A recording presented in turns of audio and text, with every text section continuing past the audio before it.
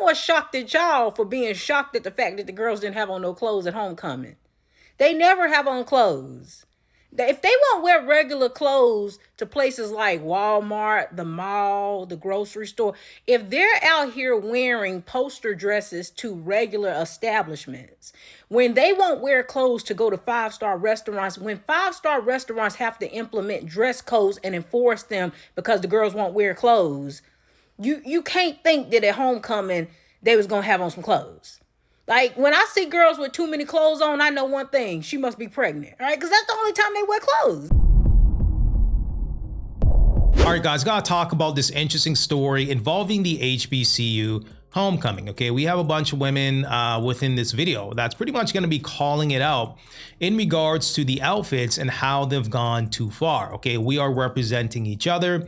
We need to do a better job in regards to how we're presenting each other. Okay, wearing little to nothing, having a whole bunch of skin being shown, okay, having our junk hanging out, our back ends, our behinds hanging out, and yeah, just representing each other in the poorest way possible is not a good look. It's really not. Okay, it should be about our academics. It should be about representing or marketing yourself in a certain light because the world is watching, so on and so forth. Okay, so she's going to be calling it out here in this next clip that we're going to be playing. Let's take a look. It's sad when HBCU alumni go to their homecoming and then have to jump on this app and reprimand the students because it was so much ass out for homecoming. Like, this what y'all learning at the tune of $25,000 a year? Y'all didn't have to go to college to be looking like that. And I'm going to touch y'all hand when I say this. You're pretty from the front.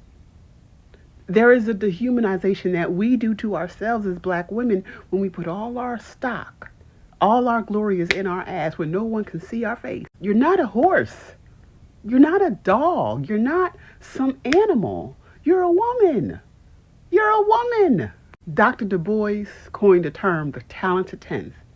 And it may have been classes or elitists, but those who go to, this is college. It's a university. That's the number one place to level up. And like, beyond there's elders there. Beyond there's children there. Beyond there's connections made. Represent your college well.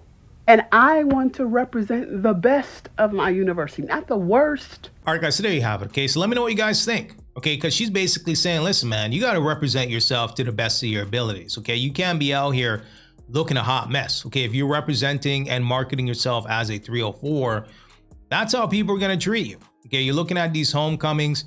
It's about, you know, connections, networking. You know, there could possibly be recruiters there. You're one connection away from changing your whole life. Okay, possibly, you know, getting a contact and getting in touch with somebody in your industry, so on and so forth. Okay, you got to represent yourself to the best of your abilities because you just never know. Plus, the world is watching, right? They really are.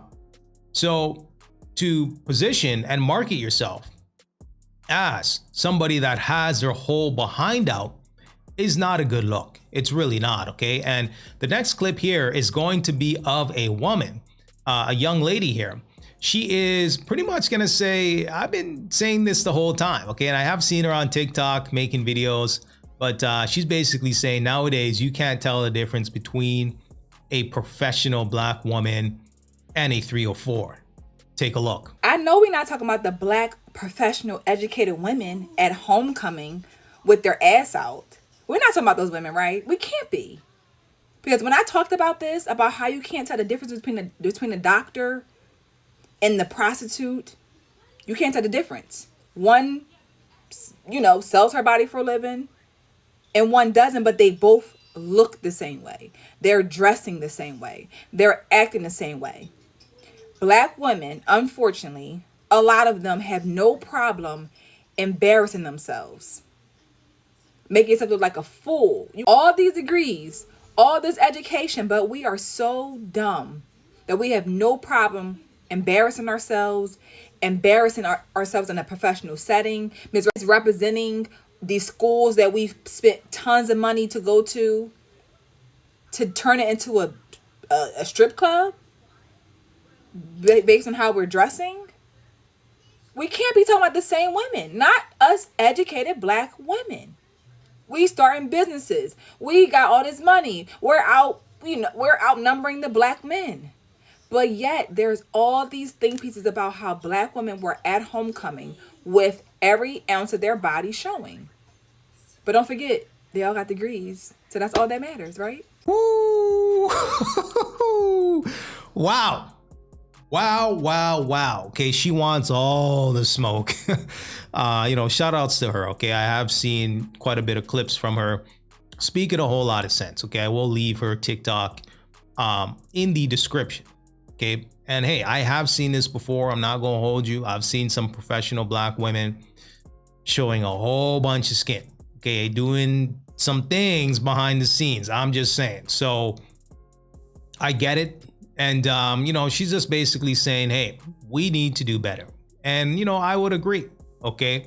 It seems as if the over-sexualization, for whatever reason, has affected the black community the most. It really has. Right? Because I'm just thinking about, and of course, other groups have their own problems. Let's be clear. Okay. Other groups do have their own problems. But when it comes to this particular conversation, this seems to be a hot take, right? Because we hear, some of these black women, hey, don't tell me what to do. Don't tell me what to wear. The attitude starts coming out. Okay, no problem, right? But at the same time, you can't tell black men, hey, protect me, right? You need to protect me. You need to protect black women. And it's like, we want to protect you, but if you're dressed a certain way, and you know what I'm saying? Like, the way I'm looking at it is, you're out with your girl, your lady, and she's wearing little to nothing. And you said, hey, I don't want you leaving the house looking like this. And she's like, don't tell me what to do. Don't tell me what. All right. You leave the house and somebody grabs her, or, tries to touch her or what have you. She's going to look at you to defend her, right? And if you don't defend her and speak up and say something about it, then she's probably going to lose attraction for you. I'm just saying, right? So you kind of put the man between a rock and a hard place, because you're basically on one hand saying, protect me. But on the other hand, you're putting yourself in a position to have somebody possibly do something that's inappropriate. Okay, because hey, if you want the world to treat you a certain way or to view you a certain way, you got to dress more presentable. Okay, a woman's beauty is powerful. It really is. You look at certain cultures and religions, women are covered up from head to toe. I'm just saying, and there's a reason for it.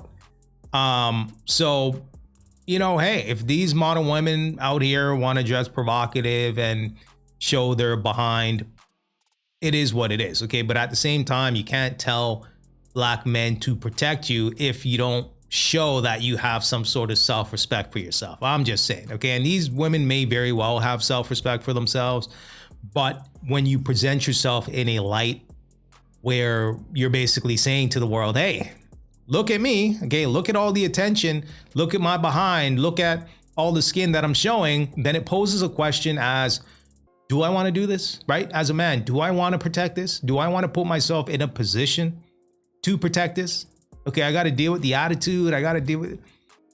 It ain't worth it. All right, guys. So the next clip is going to be a follow-up from the young lady that we just played, okay? Because she's basically going to be saying that it seems like some black women are supporting the 304 culture, because anytime she calls it out, she gets resistance and pushback. I really hate to say this, but I've come to the conclusion that black women really do love 304 behavior. They support it and they thrive off of it, right?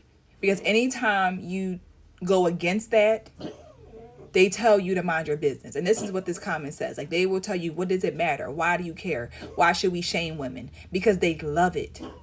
They love to see other women naked. They love to see other women giving their body up and hoeing around. They love it. They get really upset when you give think pieces on why women shouldn't behave a certain way, carry themselves a certain way, do certain things. But they don't get mad when people are talking about baddies and giving think pieces on that. You know why? Because they like that stuff. They thrive off that stuff. They want to see women fighting and bent over, shaking their behinds.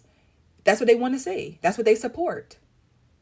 So there is no shame. because that's all we support. That's all we want to see. And if you go through my comments on this post, that's all women are saying. Black women, mind your business. Why do you care?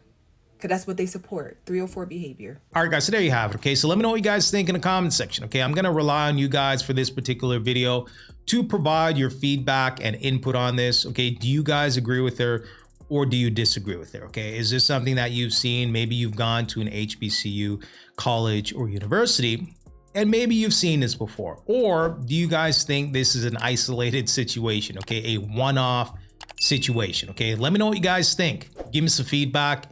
And until next time.